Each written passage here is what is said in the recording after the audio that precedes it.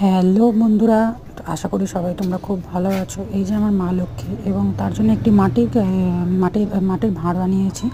এবার সেটাকে আমি ডিজাইন করব।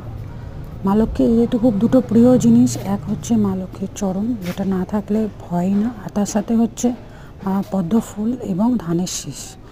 এই তিনটে করে আমি করেছি, ভাঁড়টাকে আঁকার চেষ্টা করেছি। বাই দ্য ওয়ে, দেখো তোমাদের কেমন লাগে। ভালো লাগলে অতি অবশ্যই সেটাকে শেয়ার করো।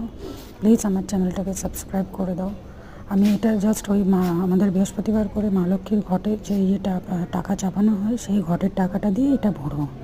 আমি যখন তৈরি করেছিলাম আমি ভেবেছিলাম একটু বড় হবে, বাট সাইজটা ঠিক বুঝতে পারি না, অতিরিক্তই ছোট হয়ে গেছে। বাট যাই হোক, সে ছোট হোক বড় হোক, ঠাকুরের বলে কথা, যেরকম হবে সেটাই বেটার।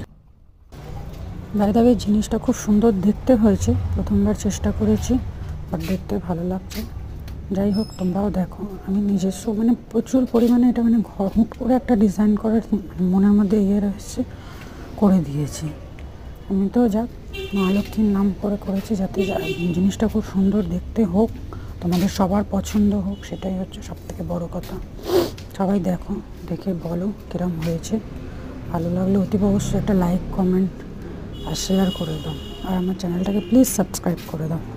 আমি অত ভালো ভয়েস দিতে পারি না, বাট তাও চেষ্টা করেছি যাতে তোমাদের উৎসাহে আরও জিনিসটাকে আরও বাড়িয়ে তুলতে পারি।